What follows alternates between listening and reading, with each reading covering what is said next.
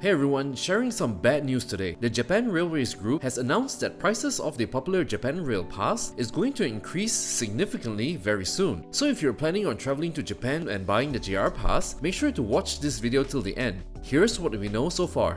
If you've never heard of the JR Pass before, it is a rail pass that allows you to have unlimited travel on almost all trains that is operated by the JR Group.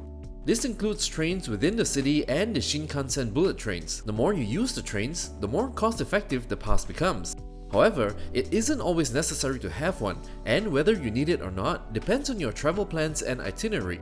This is because the JR Pass at its current pricing isn't cheap, and with the new price hike coming in October 2023, you're going to want to put in even more consideration. If you're only planning to stay within a city like Tokyo or Osaka, then you won't need the JR Pass.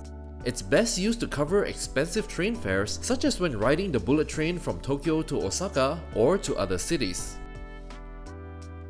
Here's the details of the new pricing that becomes effective October this year. As you might know, the pass comes in 7, 14 and 21 day periods that start the minute you activate them at the local JR office.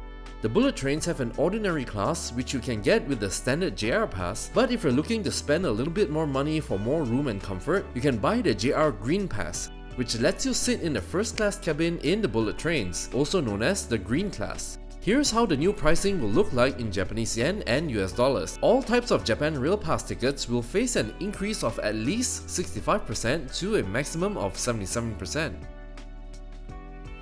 What do you think about this price increase? Will you still consider buying the JR Pass, or will this put it out of your budget? Let me know in the comments. I'll also be covering this news and let you guys know when there are any updates. Make sure you subscribe to the channel so you don't miss out.